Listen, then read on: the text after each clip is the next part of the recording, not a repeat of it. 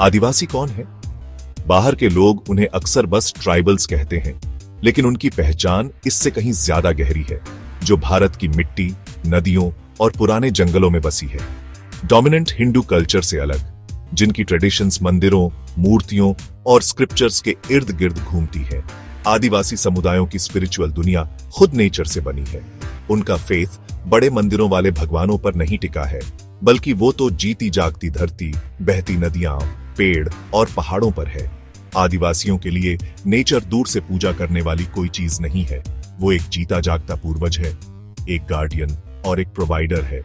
उनके rituals sacred groves के नीचे, पुराने पत्थरों के आसपास और बहते पानी के पास किए जाते हैं, जो उनमें रहने वाली स्पिरिट्स का सम्मान करते हैं। वो वेदों या कास्ट सिस्टम को नहीं मानते। उनकी कहानियां, गाने और सेरेमनीज ओरल तरीके से लोकल मेमोरी और जमीन की रिदम्स में बसी हुई पीढ़ी दर पीढ़ी आगे बढ़ती हैं। इसीलिए वे नेचर वर्शिपर्स हैं। उनके भगवान जंगल हैं, उनके श्राइन नदियां हैं और उनके ऑफरिंग्स खुद धरती के फल हैं। आदिवासियों के लिए ओनरशिप का आइडिया कम्युनल है, इंडिविजुअल नहीं।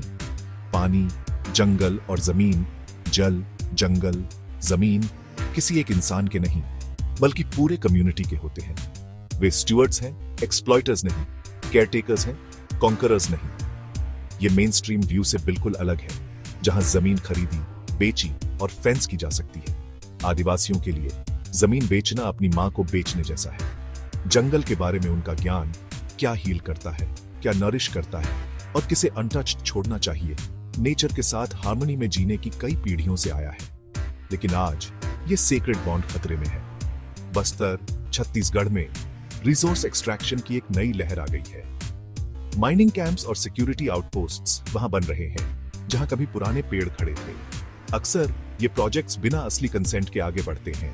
ग्राम सभास के सिग्नेचर्स कभी कभी फोर्ज्ड होते हैं और कम्युनिटी की आवाजों को इग्नोर किया जाता है। इसके बाद डिस्प्लेसमेंट होता है।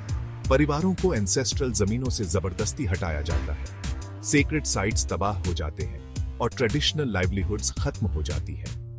फिर भी रेजिस्टेंस की भावना बनी हुई है। आदिवासी युवाओं और बड़ों दोनों के नेतृत्व में प्रोटेस्ट होते हैं। उनके गाने जंगलों में गूंजते हैं, जस्टिस, रिकॉग्निशन और उनके जीवन के तरीके के लिए रिस्पेक्ट की मांग करते हैं। बस्तर और उससे बाहर भी आदिवासी भारत की नेचुरल हेरिटेज के असली गार्डियन के रूप में खड़े हैं, रिजिलियंट, प्राउड और उस जमीन की रक्षा करने के लिए डिटरमिन्ड जो उनकी आत्मा है। ये सिर्फ नुकसान की कहानी नहीं है, बल्कि रेजिलियंस की भी है। आदिवासी संस्कृति जो धरती में बसी है, रेजिस्ट और सर्वाइव करना जारी रखे हुए है, भले ही होराइजन पर नई चुनौतियां आ रही हो। आदिवासी लोगों के लिए जंगल सिर्फ एक जगह नहीं है। ये सिर्फ पेड़ों और जानवरों का एक विशाल संग्रह नहीं है। यह उनकी पहचान है, उनका इतिहास और उनका भविष्य है। यह उनके जल, जंगल, जमीन की पवित्र त्रिमूर्ति का केंद्र है। यह मां है, एक ऐसी प्रोवाइडर जो बिना शर्त देती है। यह उनके अस्तित्व की आत्मा है, जो भोजन, आश्रय और दवा प्रदान करती है। उनकी जिंदगी इसकी विशाल हरी भरी कैनोपी के नीचे शुरू होती है, यहीं फलती फूलती है और यहीं खत्म होती है। जन्म से लेकर मृत्यु तक हर संस्कार जंगल से जुड़ा है। पेड़ उनके पूर्वज हैं और जंगल के पवित्र हिस्से, जिन्हें सरना स्थल कहा जाता है, उनके देवताओं का निवास स्थान है। उनकी पत्तियां पीढ़ियों से चली आ रही पुरानी कहानियां फुसफुसाती हैं। नदियां और झरने उनकी नसें हैं, जो न केवल जमीन को बल्कि उनकी आत्माओं को भी जीवन देती हैं और शुद्ध करती हैं। जल पर किसी एक का अधिकार नहीं, यह पूरे समुदाय का है। हर फूल, हर फल, पत्तियों की हर सरसराहट का एक गहरा पवित्र अर्थ है। यह एक ऐसी भाषा है जिसे वे सदियों से समझते आए हैं। बाहरी दुनिया के विपरीत वे जंगल को महज एक संसाधन के रूप में नहीं देखते, जिसे खरीदा या बेचा जा सके। वे इसे एक जीवित, सांस लेती हुई इकाई के रूप में देखते हैं। जमीन बेचना अपनी मां को बेचने जैसा है। उनके गीत जंगल के बदलते मौसमों का वर्णन करते हैं। उनके नृत्य उसके जीवों की चाल की नकल करते हैं। उनकी पूरी संस्कृति इसी धरती से जन्मी है। यह रिश्ता हजारों सालों में बुनी गई एक नाजुक, जटिल टेपेस्ट्री है, जो पीढ़ी दर पीढ़ी सौंपे गए ज्ञान पर आधारित है। आदिवासी जंगल की गुप्त भाषा जानते हैं। वे समझते हैं कि कौन सी जड़ बुखार ठीक कर सकती है, कौन सी बेरी खाने के लिए सुरक्षित है और कौन सा पत्ता घाव भर सकता है। वे जानते हैं कि शाम को हिरण किस रास्ते पर जाएगा और मधुमक्खियां अपना छत्ता कहां बनाएंगी। उनका अस्तित्व प्रकृति के खिलाफ संघर्ष नहीं, बल्कि उसके साथ एक सामंजस्यपूर्ण नृत्य है। वे केवल निवासी नहीं हैं, वे इस प्राचीन पारिस्थितिकी तंत्र के सच्चे संरक्षक और रखवाले हैं। यह पवित्र बंधन ही उनकी पहचान का आधार है, एक ऐसी पहचान जो अब खतरे में है।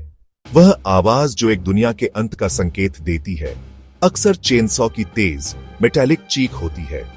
एक एक करके पुराने पेड़ जो आदिवासियों के जीवन की पीढ़ियों के मूक गवाह थे, जमीन पर गिर जाते हैं। यह डिफॉरेस्टेशन है।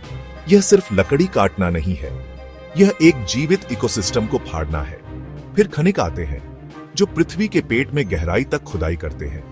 वे कोयले, लोहे के अयस्क, बॉक्साइट, आधुनिक दुनिया की इच्छाओं के लिए कच्चे माल की तलाश कर रहे हैं। खनन कार्य रासायनिक कचरे से नदियों को जहर देते हैं, जीवन देने वाले पानी को एक जहरीले कीचड़ में बदल देते हैं। अक्सर यह विनाश डेवलपमेंट और गवर्नमेंट प्रोजेक्ट्स के बहाने आता है।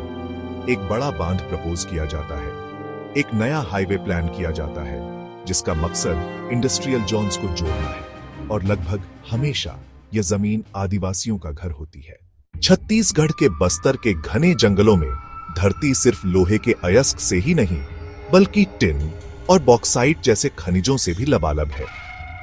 आदिवासियों के लिए यह जमीन कोई वस्तु नहीं, बल्कि उनकी मां है, उनकी पहचान का अटूट हिस्सा। लेकिन यही प्राकृतिक संपदा वहां रहने वाले गोंड और मारिया जनजातियों के लिए एक अभिशाप बन गई है। सरकार और बड़ी कंपनियों की नजर इस जमीन पर है और उनके विकास के मॉडल में आदिवासियों के जल, जंगल, जमीन के अधिकार के लिए कोई जगह नहीं है। उन्होंने अपनी पवित्र पहाड़ियों को खनन के लिए नीलाम होते देखा है। ये पहाड़ सिर्फ पत्थर नहीं, उनके देवता हैं। अक्सर ग्राम सभाओं की फर्जी सहमति दिखाकर इन परियोजनाओं को मंजूरी दी जाती है और विरोध करने वालों को नक्सली बताकर चुप करा दिया जाता है। कहानी सिर्फ बस्तर तक सीमित नहीं है। उत्तर में सरगुजा चलिए और आपको विकास के नाम पर हो रहे विनाश की ऐसी ही दर्दनाक गूंज सुनाई देगी।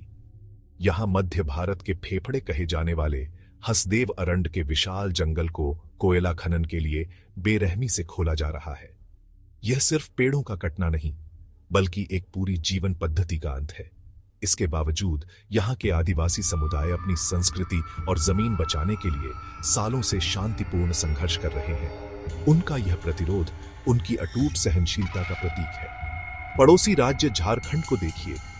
विडंबना यह है कि यह राज्य आदिवासी हितों की रक्षा के वादे के साथ बना था, लेकिन आज यहां भी वही कहानी दोहराई जा रही है। संथाल, मुंडा और हो जनजातियों की खनिज संपन्न भूमि पर कॉरपोरेट गिद्धों की नजर है।